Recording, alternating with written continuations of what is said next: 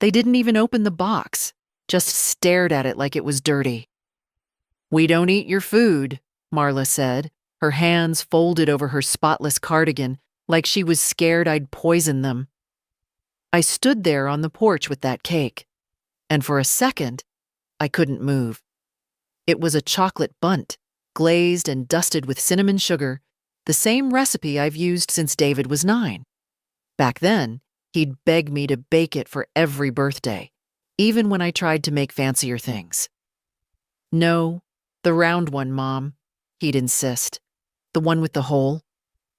I hadn't missed a year, not one. Through college, through his divorce, through the lean years when he couldn't afford a party, I baked it. And I always left it with a note. Just, "Love, Mom."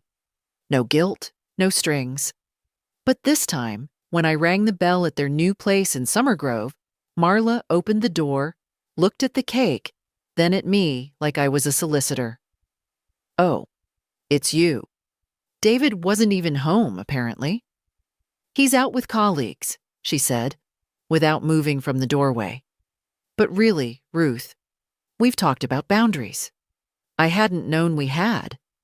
"I just thought he might want the cake," I said. My voice sounded small, ridiculous even to me. "We don't eat your food," she repeated. "You know that. All that sugar, the preservatives. Lucy's trying to eat clean." Lucy, my granddaughter, 16 now, old enough to decide for herself if she wants a slice of cake from her grandmother. But she wasn't there either. I nodded. What else was there to do? I left the box on the porch rail and walked back to the car. My fingers felt numb. The wheel was cold even in the warm October sun. Back home, the silence greeted me like an old dog. Familiar, dull. I didn't turn on the TV, didn't make tea. I just sat at the kitchen table, hands still in my lap, staring at the yellow curtains I'd sewn 30 years ago when David still lived here. I don't remember how long I sat there. Time bends in moments like these. At some point, I stood, walked to the hall closet, and opened the drawer with the blue folder. It held every receipt, every check, every transfer, a map of all the ways I've tried to help. $40,000 for their down payment, $8,200 for Marla's dental implants, $3,500 for Lucy's violin lessons. Each one made with love. No demands, no reminders, just quiet support, like water under a boat. And yet, we don't eat your food. That night, I didn't sleep. I lay in bed with the lights off, listening to the fridge hum. I kept thinking, what exactly am I to them now? A relic? A wallet? A chore?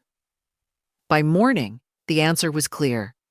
I got dressed, made a list, and called Mr. Halberd, my lawyer. "I want to come in this week," I said. "It's time to revise the will." There was a pause on the line. "Yes, of course, Ruth," he said gently. "Everything all right?" "No," I said, "but it will be." I hadn't opened that drawer in years. The blue folder sat beneath old warranties and expired insurance policies, quietly waiting. I pulled it out and set it on the kitchen table. The laminate was slightly curled at the corners, like it had aged too. Inside, rows of receipts, notes, copies of checks, all carefully paper-clipped, labeled by year. I started with the most recent. Last year's spring tuition for Lucy's private school, $6,300. A school Marla said would polish her social edges. "She's a brilliant girl," Marla had said over chamomile tea, "but she's still got a bit of that small-town stiffness." Meaning me, I suppose. Then came the loan I gave David when he was laid off. $15,000. I never called it a loan to his face. Just handed him the check and said, "You'll get back on your feet." He did. Got a better job, bought a new car. Never brought it up again. Then the kitchen renovation. Their housewarming gift. Marla had picked the tiles, white marble with tiny gold veins. "They'll never stain," she'd said. $9,200. I still have the Home Depot receipt. They never sent a thank you card. And of course, the house itself, the down payment. $40,000 wired directly to the escrow account. You're helping us build a future, David said back then. He was softer then, less cautious. His voice had warmth. I remember that day. The realtor had brought out a bottle of sparkling cider, Marla toasted. To new beginnings, she said. I stood there in my coat, holding a plastic flute, hoping I'd be included in this new life they were building. The inclusion didn't last. I turned to older papers, things I hadn't touched in more than a decade, bills from when David and his first wife split, attorney's fees, $2,700, the first therapy sessions for Lucy, $600, and then, tucked in the back, a birthday card from David. He must have been 14. The ink was smudged, the corners bent. Mom, thank you for making me the cake even when I didn't deserve it. I love you. D. I ran my finger over the words, the loops of his handwriting. So much innocence in it still. I sat back. The kitchen felt colder now. The furnace kicked on with a thud. There was a time when I believed money was a bridge, that by helping, I could cross whatever emotional canyon had grown between us. I never asked for much. Just a chair at the table, a hug that wasn't rushed. Instead, my help became invisible, expected, like gravity. And yet the smallest gestures from them, a phone call, a card, could still undo me. But last night changed something. It wasn't the insult, not even the dismissal. It was the clarity, the sharp, cold light of recognition. They didn't want me, not my cake, not my care, not even my presence.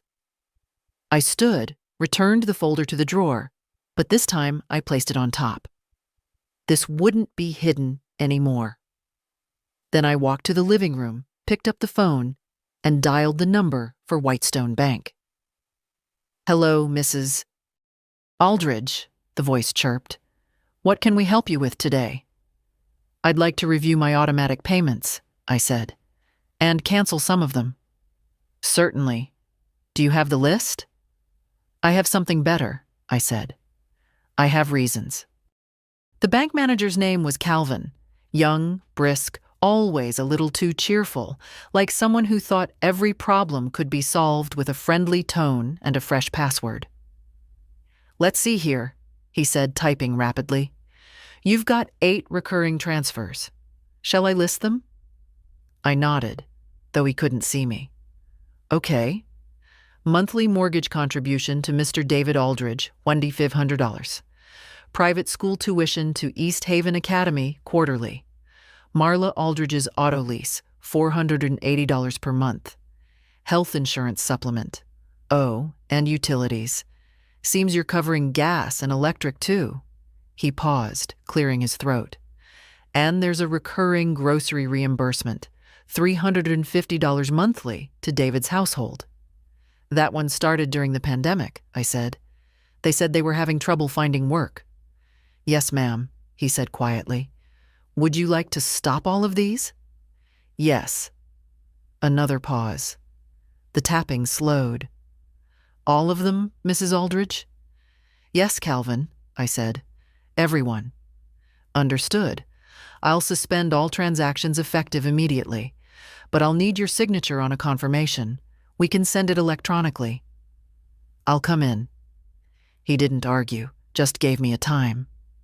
After I hung up, the kitchen seemed quieter, or maybe just cleaner, emptier, like something had been cleared out of the air, some residue I'd been breathing for too long. I poured myself a glass of water, carried it to the front room, and sat in the old recliner. The light was dimming outside, dusk stretching its long blue fingers over the yard. They'd call, of course, once the payments bounced or the emails from the school started arriving. Marla would check the balance on her car account and see 0. And then the phone would ring. But today, it didn't. Instead, I sat and listened to the tick of the grandfather clock, and the occasional bark from a neighbor's dog. No one called, no one checked in, no one asked if I was all right. I was expected to give, but never expected to feel. When my husband Gerald died, David had flown in for exactly 2 nights. He gave a speech at the service, short, rehearsed, and left before I'd finished washing the funeral dishes. He said he had meetings, a deadline, a conference. The next time he called was 3 weeks later. "Mom, I hate to ask, but..." I didn't hate it. Not then. I was relieved. It meant he still needed me. But the need had curdled into something else, a kind of entitlement. They took, but they no longer saw. I wasn't a mother anymore. I was an account. That night, I stood in the hallway, staring at the framed photo of Lucy in 2nd grade. Front tooth missing, her hair in uneven braids I'd done for her that morning. She'd slept over the night before. Marla had a work trip, and David said he was too busy. We had pancakes for dinner and built a pillow fort. She called it Grandma's Castle. I remember her whispering, "You're my favorite person." I hadn't thought of that in years. She doesn't sleep over anymore. I looked at that photo and made a promise. No more giving where there's no welcome. If they want my help, they can ask. If they want my love, they can show it. And if they want my money, well, they'll have to get used to the taste of absence. Mr. Halberd's office smelled like lemon polish and old leather, the same smell it had 20 years ago when Gerald and I drafted our first will. Back then, everything was simple. House to David. Savings divided equally. We never imagined needing contingencies. He stood when I entered, tall and lean in his brown suit. "Ruth," he said, extending his hand. "It's been a long time." "Not long enough," I replied, managing a tired smile. We sat. His assistant brought tea I didn't touch. "I understand you'd like to revise your estate documents?" "Yes." "And is this a revision or a full rewrite?" "A full rewrite," I said. "From the ground up." He nodded slowly, then opened a legal pad. "Let's start with the basics. House, accounts, investments. All under my name, paid off, no liens. Any debts?" "None." He scribbled as I spoke. I watched the ink soak into the page like the beginning of something clean. "And your intended beneficiaries?" he asked. "Just one." "David?" "No." His pen stopped. He looked up, careful now. "Then who?" "Lucy," I said. "My granddaughter." Another pause. "She's a minor still?" 17 in March. "I see. Then we'd need to set up a trust. With terms. A trustee. Staggered disbursements if you wish." "Yes, staggered. I don't want the money to spoil her.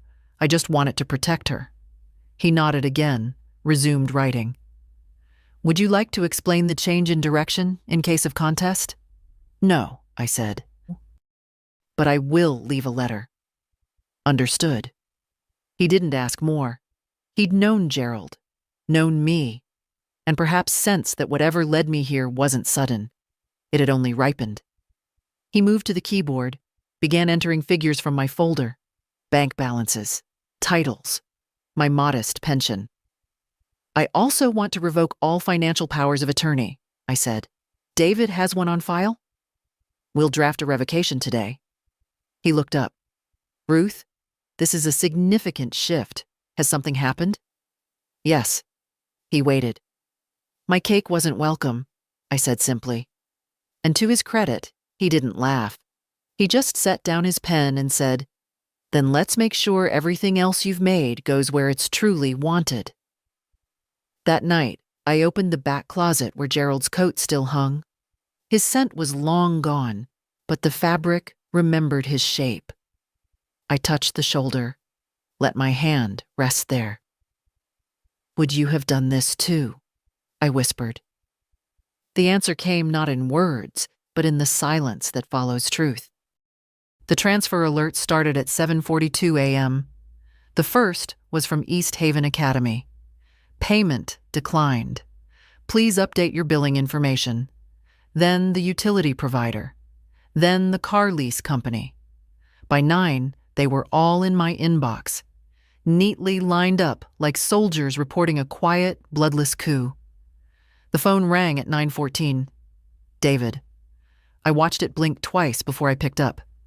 "Hi, Mom," he said, his voice overly even. "Something weird's going on with the bank." "Oh?" "The tuition payment bounced, and the car lease. I called Whitestone. Calvin said you came in yesterday?" "I did." Another pause. "You changed something?" "Yes?" He didn't speak. I could hear the little breaths on the line, the gears turning. "You canceled the payments?" "I did." "Why?" He didn't yell. He didn't beg. He asked the way someone asks a colleague why a report's late. I swallowed, but my voice was steady. "Because they were no longer welcome." "What does that mean?" "It means I offered help, quietly and consistently, for years, and I was treated like furniture." "Oh, come on," he said. "You're overreacting." "No, David, I reacted exactly the right amount. For once." "I don't understand. Where is this coming from?" "From the porch," I said. "Where I stood holding a birthday cake you didn't ask for, didn't thank me for, and let your wife reject like garbage." He was quiet. "Mom," he said finally, "this is dramatic." I almost laughed. "Is it? You live in a house I helped pay for, drive a car I helped lease, send your daughter to a school I've covered tuition for. But when I show up with a cake, I'm told I'm not needed." "That's not what she said." "It's exactly what she said, and you didn't stop her." He sighed, low and sharp. "You're punishing us over a misunderstanding." "No," I said. "I'm correcting a mistake." A long silence. Then, "So what? You're just cutting us off?" "I'm starting with the money. The rest we'll see." "This isn't just about cake, is it?" "It's about respect. It's about showing up. It's about remembering I'm a person, not a funding source." He was quiet again. Maybe for once he heard me. "I have to figure out what to do next," he said eventually. "I'm sure you'll manage. You're a grown man." "You could have talked to me first," he added, bitterness creeping in now. "I did," I said. "For years. You just didn't hear it because it wasn't affecting your wallet." Then I hung up. The phone didn't ring again. Not that hour, not that day. And I didn't wait. Instead, I baked another cake. Same recipe, same cinnamon glaze. This one wasn't for David, it was for Lucy, and I already knew where I'd deliver it. Lucy came to the house without knocking. She never did. She always just let herself in like she used to when she was little, when I'd be in the kitchen and she'd tumble through the door yelling, "Grandma, I'm starving." Today, she said nothing. Just stood in the hallway, still in her school uniform, backpack slung off one shoulder, eyes wider than I'd seen in years. "Dad's in a spiral," she said. "Mom's throwing things." I nodded. "You hungry?" She blinked. "A little." I led her to the kitchen. The new cake sat on the counter, already sliced. She took a piece and bit into it before sitting down. For a minute, neither of us spoke. She chewed like it meant something, like it was medicine and memory, both. "Mom says you lost it," she said finally. "She says you're being vindictive." I didn't respond. "She says you're punishing Dad because you're lonely." Still, I said nothing. I just refilled her glass with water. Lucy stared at me for a long moment, and then her face changed. The edge of sarcasm dropped. "But I think maybe they're scared." I raised an eyebrow. She shrugged. "Because they know they messed up. Because you never say anything. You just do." "And what am I doing now?" "You're finally not doing," she said. "And that's worse." She took another bite of cake, more slowly this time. "Is it true?" she asked. That you paid for the school? The house? Yes. She nodded. I figured. I did it because I loved them, I said. I didn't think love needed to come with receipts. She looked down at her plate. I'm sorry about the cake, she said softly. I let that sit. Then I asked, did you want a slice that night? Yes. The next time, come get it yourself. Lucy looked up, eyes glassy. I miss you, she said. I didn't say it before, but I do. That was enough. I reached across the table and squeezed her hand. We didn't speak much after that. She stayed for an hour, curled on the couch, watching an old movie with me, like she used to. Her head rested on the pillow I'd fluffed without thinking. When it was time to go, she stood by the door, hesitated, then turned. Is it true you changed your will? Yes. She swallowed. Am I in it? I nodded. It's all for you. Eventually. I don't want it for the money, she said quickly. I want you to be okay. I am, I said. And for the first time in years, it was true. The night of David's birthday passed like all the others lately. Quiet, heavy, and not even worth the pretense of celebration. I didn't check Facebook. I knew there'd be photos. Marla with her forced laugh, David smiling for the camera like nothing had cracked. Maybe Lucy too, if they'd convinced her to sit still for one. But I didn't want to see it. Instead, I sat at my kitchen table with the curtains drawn. A single candle lit beside the picture frame Gerald had made when David was born. The wood's varnish had faded, and the corners were chipped, but the photo inside was still clear. A young woman holding a baby boy with startled eyes. He was mine then. I don't know when that changed, when the softness turned, when everything I gave started looking like obligation instead of love. He was 4 the first time he helped me crack eggs into the cake batter. Got more shell than yolk. It's okay, I'd said. We'll pick them out. He laughed so hard he fell off the stool. Back then, he used to press his ear to my chest when he was scared. You feel like home, he'd say. The way kids say things without knowing they're writing poems. That boy's gone. And in his place stands a man who lets his wife speak cruelty in the doorway, while he hides behind she's just particular and try to understand. I used to defend him, to everyone. Oh, he's just busy. He means well. He's tired. I let years go by with those words like a balm, but now I see it clearly. He's not tired. He's not busy. He's uninterested, inconvenienced by my presence, eager to keep his hands on my money, but allergic to my love. I made that cake every single year, even after the divorce. Even when I had pneumonia and could barely stand, I still pulled it from the oven and iced it with trembling fingers. And this year, for the first time, it sat untouched. I'd left it on their porch like a stray thing, like an offering at the feet of people who no longer knew how to receive. And they hadn't even brought it in. The next morning, I drove past the house, slowly, almost ashamed of myself. The cake was gone. I don't know if they ate it, tossed it, or left it out for the raccoons. Doesn't matter. What matters is what I won't do next year. What matters is what I've already stopped doing. I didn't cry that night. I thought I would. But no tears came. Just a dull, quiet ache.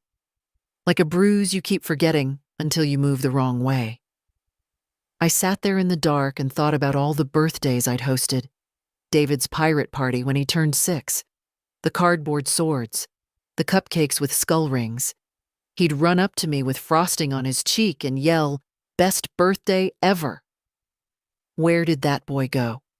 Where did I go? And then I thought, maybe the saddest thing isn't the rejection. Maybe it's the forgetting. that at some point, they stopped remembering who I'd been, what I'd done, what I'd carried. Maybe they don't know me at all anymore. But I do. And for the first time in years, that has to be enough. He called again the next day, twice in the morning, once in the afternoon. I didn't pick up. Let it ring until the sound disappeared into silence. Then he left a message, just one sentence. Mom, we need to talk. Need. That word again. Not want, not hope, not care. Need. I let it sit in the inbox. Watched it like an animal watches a trap it's seen sprung before. At 5:42 p.m., he pulled into my driveway without warning. I saw the silver car from the window, heard the engine cut, the door slam. No flowers, no cake. Just David, in a pressed button-down and tired eyes, walking up my steps like he still belonged here. I didn't open the door right away. Let him knock once, then again. When I did, I said nothing. Just stepped aside and let him in. He looked around like he hadn't been inside in years, which was almost true. Same curtains, same lamp by the chair. But the air was different now, no welcome laid out for him. Hi, he said, adjusting his sleeve. I nodded, went to the kitchen, put the kettle on, let the quiet fill the house. When I came back with 2 cups, he hadn't sat down. He stood near the mantel, looking at the photo of Gerald. I forgot how young he looked in this one. He died that way, I said. David flinched. He finally sat. Took the tea. Didn't drink. Look, he began. I know you're upset. I get that. But this was a bit extreme. I sipped my own cup, waited. I mean, cutting off everything, without warning. Without a conversation. We're having one now, I said. He shook his head. You know what I mean. Yes, I said quietly. I do. You mean you're used to being warned before I stop giving? His mouth opened, then closed. David, I said. When's the last time you visited me without needing something? That's not fair. When's the last time you brought me tea? Or asked how I was? Or said thank you? He looked down at his hands. I raised you, I said. Alone after your father died. I worked 12-hour shifts. Packed your lunches. Helped with science projects when my eyes could barely stay open. I know, he murmured. No. You don't. If you did, you wouldn't have let your wife talk to me like I was a charity case who overstayed her welcome. She didn't mean it. She said it, I snapped, and you didn't stop her. He winced. I came with a cake, one I baked with hands that shook, and you let her say, we don't eat your food, like I was a stranger. I should have stepped in, he said quietly. Yes, you should have. But you didn't. Silence. Then, is this about the will? No, I said. It's about the years before it. The dinners you missed. The birthdays you forgot. The silence you let grow between us. He rubbed his temples. What do you want from me? I looked at him, this grown man with graying hair and a panicked expression, and for the first time, I realized the answer. Nothing, I said. I want nothing from you. His face fell. I just want you to know, I continued, that the giving stops here. The money, the silence, the pretending. David stood slowly. So that's it? No, I said. That's the beginning. He hesitated at the door. I'll call you. Don't, I said gently.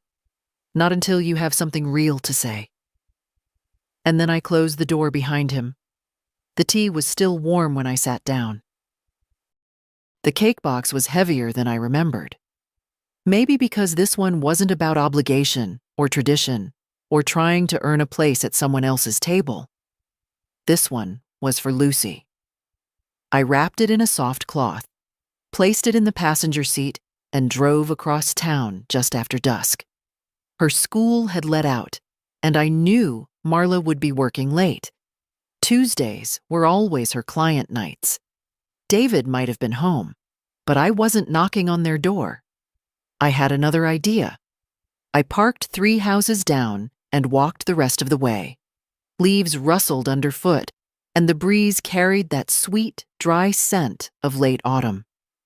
I stood in the shadows of their porch for a moment, the way I had just a week earlier. Only this time I wasn't there to be seen. I placed the cake on the step, not in the center like last time. Off to the side, tucked just beneath the bench where Lucy always left her muddy shoes. On top, I set a card. No envelope. Just her name written in soft pencil, the way I used to label her lunchboxes when she was little. Then I turned and walked back to the car. No note for Marla. No confrontation. No return address. Just a quiet gift for the only person in that house who had made me feel like I still mattered. I didn't hear anything for 2 days. Then, on Thursday, a text came through. From Lucy. I found the cake. I knew it was you. I ate 2 slices before they got home. Thank you. That was it. No emojis, no fluff. Just, thank you. I stared at the screen for a long time. Reread the words. It had been years since anyone in that house had thanked me without it being part of a transaction, without it being followed by a request. I typed back, "Did you save any for tomorrow? I might stop by."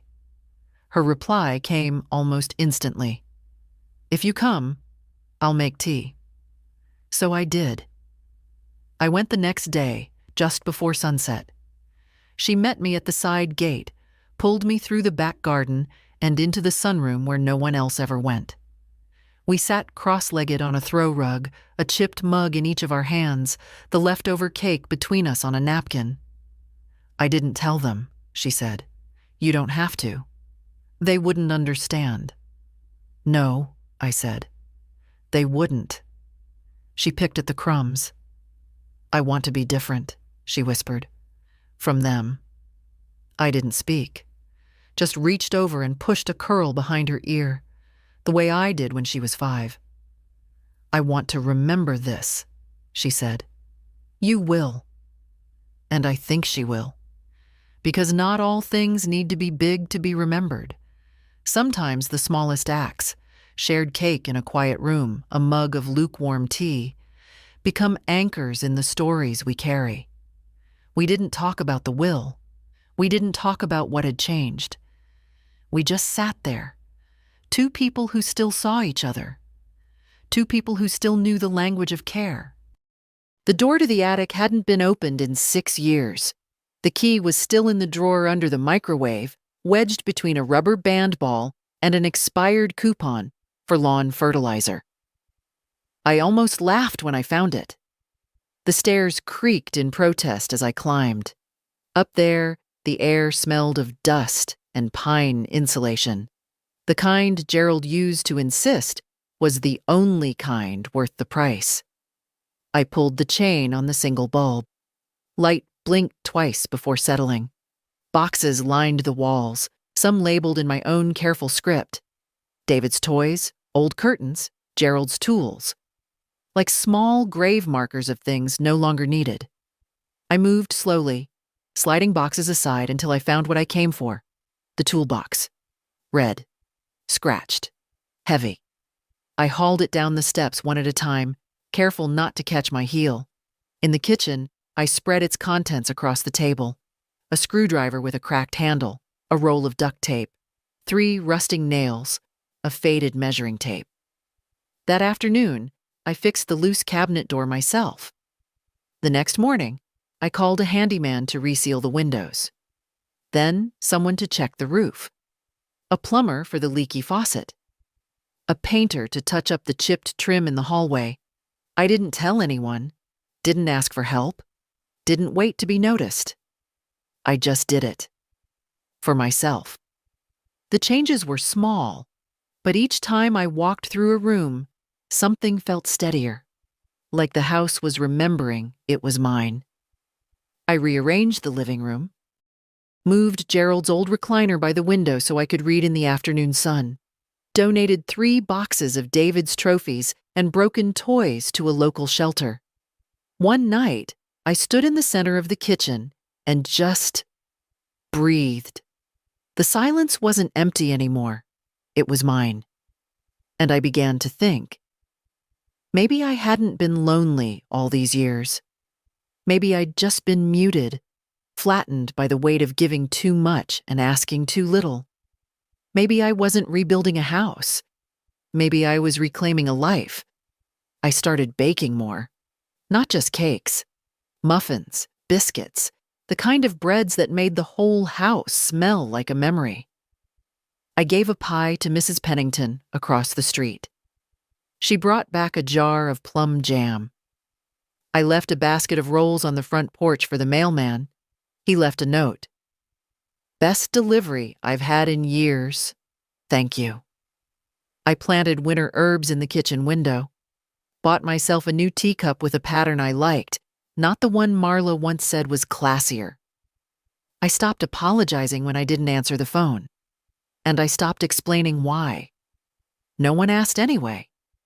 But Lucy came every Saturday now. Sometimes with a book. Sometimes just to sit. We talked about school, about the boy she liked, about what she might want to study. She asked if I ever regretted anything. I told her the truth. I regret how long it took me to realize I could stop waiting for someone else's permission to feel good in my own home. She looked at me the way daughters should look at mothers, even if they're born a generation apart, like I was something to learn from, not just something to use. That night, I lit a candle for myself and didn't blow it out. Lucy showed up with a notebook and a question. I want to know the whole story, she said. Not what they say, not what they assume, just yours. I set down my knitting and motioned for her to sit. The kettle was already hot, the kitchen already warm. It didn't take much these days to make the house feel full. Where should I start? I asked. She opened the notebook. Start with the first time you felt invisible. I looked at her. So young, yet already understanding that pain leaves a shape behind. I thought for a while, then said, it wasn't when they forgot my birthday, or when they skipped Christmas. It wasn't even when they stopped inviting me to dinner. She waited, pen ready.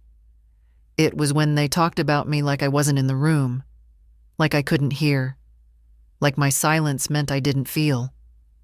Her hand paused. What did they say? That I was a lot to manage, that I needed structure, that I was better in small doses. Lucy's jaw tensed. They said that? Not to me. That's the part that stays. They didn't say it to me. They said it to each other. She wrote in silence for a minute. Then, why didn't you say anything? Because I didn't want to make it worse. Because I thought if I gave them time, they'd remember who I was. And did they? I looked at her, this granddaughter who showed up without expectation, who sat here asking not for money, but for memory. No, I said. They didn't. She leaned forward, elbows on the table. Then I will. I smiled, tired but grateful. That's enough. She tapped her pen. You really changed your will? Yes, she nodded. I think that's brave. It's not brave. It's overdue. We talked until the sky dimmed. I told her things I hadn't told anyone. About how Gerald and I used to hide grocery money in coffee cans. About the time I took on a second job just to keep David in piano lessons he quit 2 months later. About how Marla once told me my clothes made Lucy look poor by association. I never knew that, Lucy whispered. I didn't want you to. She looked up. I want you to know something too. Go on? I'm not like them. I don't want what they want. I know. I want something real, something that's mine. I want to work, to earn, to build. You will. And if someday I get anything from you, money, the house, whatever, it won't change me. I studied her face, saw bits of David in her jaw, her eyes. But the softness, the openness, that was mine. I believe you.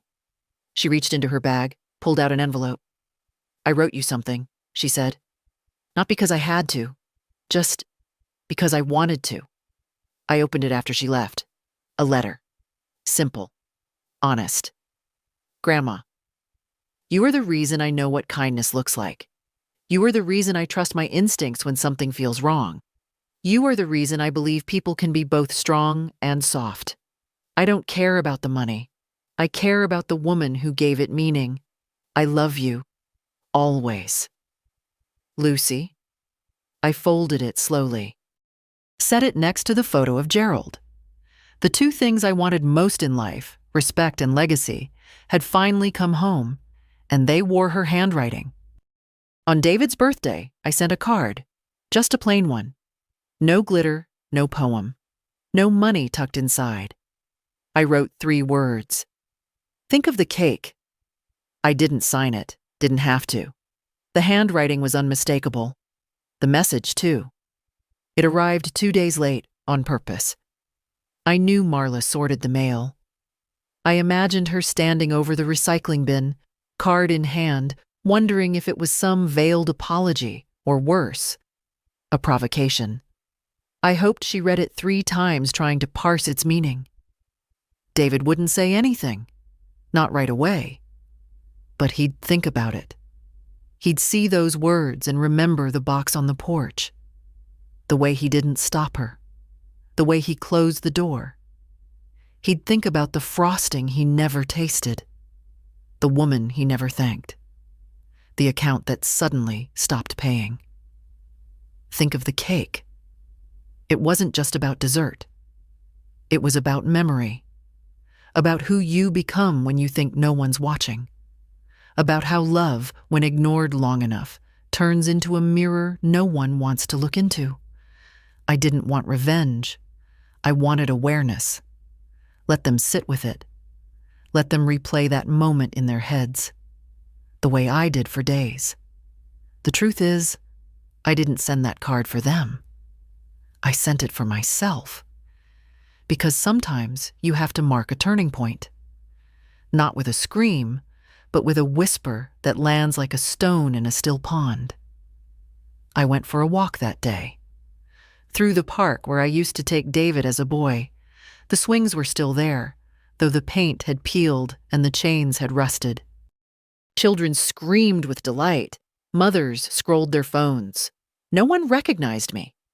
I liked it that way. On the bench by the duck pond, I sat and unwrapped a piece of leftover cake from Lucy's last visit. Still moist, still perfect, and I ate it slowly. Each bite was for a different year I'd been silent. Each crumb was something I took back. They'd probably never understand what that card meant, but I didn't need them to. The message wasn't for their comfort. It was for their memory. For once, I wasn't trying to be forgiven or loved or accepted. I was simply trying to be seen, even if only in retrospect. Marla called first, not David. Never David. It was 6:12 p.m. I'd just sat down with a book when the phone rang. Her name lit up on the screen like a warning. I answered. "Ruth," she began, voice clipped. "I think we need to talk." "About?"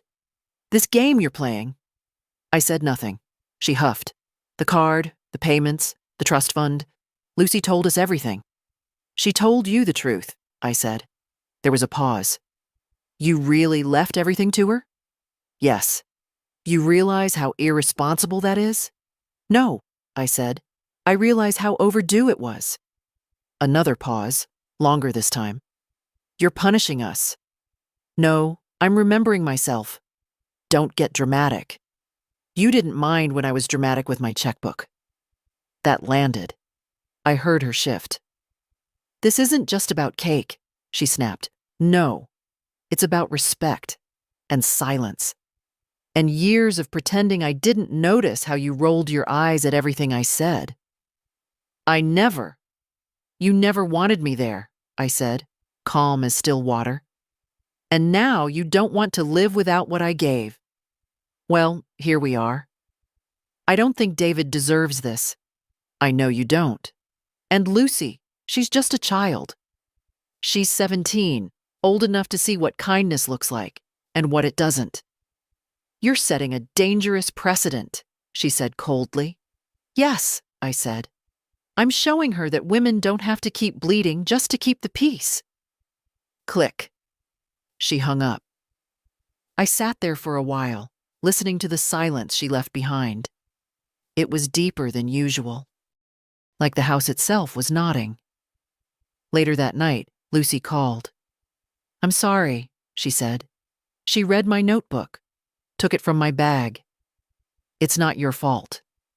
I told them it was your choice, that it's not about money, that it's about everything they never said, never did. And did they listen? No, she said. But I didn't say it for them, I said it for me. There was a long pause. The good kind. Are you okay? She asked. I am. Even with all this? Especially with all this. Then she said something that made my chest ache, in the best way. You've made me proud to be from you. That night I made tea in my favorite cup. I sat by the window with the porch light on. No one came, no one knocked. But I wasn't waiting anymore. The garden hadn't been touched in months. It was Gerald's pride once. Roses along the fence, hydrangeas near the porch. He used to say, you can't control much in life, but you can dig and prune and watch something bloom. I walked out there with a small spade and a folded piece of paper in my pocket. It was the old will, the one that left everything to David. It had lived in my file cabinet for years, untouched, unchallenged. A script I'd been too afraid to rewrite. Now it was just paper. I knelt by the azalea bush. The dirt was damp, soft from the rain 2 nights before. I dug a shallow hole and placed the folded document inside. It didn't feel like destruction. It felt like release. I covered it gently, patted the earth flat, and sat back on my heels. The sun filtered through the clouds, not bright, but enough. I whispered to no one. That's done now. There was no ceremony, no fire, no drama. Just quiet. Later, I opened a box where I kept things too painful to throw out. Drawings David made in kindergarten, a Father's Day card from Lucy to Gerald, a list of groceries I found in Gerald's handwriting after he died. I added one more item, a photograph of David and me from his high school graduation. I wasn't erasing him. I was letting go of the version of him I kept waiting to return. People say letting go is freedom. But sometimes, it's grief. The kind you do on your knees, with dirt on your hands, and no one watching. That night, I wrote a final note. Not to David. Not to Marla. To Lucy. I told her that dignity isn't something you're handed. It's something you reclaim. That silence isn't always peace. That giving without being seen will eventually drain you hollow, and that she should never confuse being good with being useful. I left the letter in a sealed envelope in the back of my dresser. With it, I placed a set of keys and the title to the house. Not because I was going anywhere soon, but because I'd finally decided where everything would go when I did. And for once, I wasn't afraid of the ending. The lawyer's office was colder than I remembered. Or maybe I'd just stopped pretending I didn't feel the drafts in places people rarely look. Mr. Halberd greeted me with the same warm professionalism, but his eyes were different this time, less cautious, more respectful. Like he understood now that I hadn't come here out of confusion, but clarity. Everything was ready. The new will, the trust, the revocations, the reallocations, the small, sharp edits, that finally reflected the woman I'd become. He handed me the last page. "You can sign here," he said. I took the pen without hesitation. My signature was slower than it used to be, but each stroke was steady, final, not with anger, not even with sadness, just resolve. "I've added a note," he said, sliding an envelope across the desk. "Per your instructions."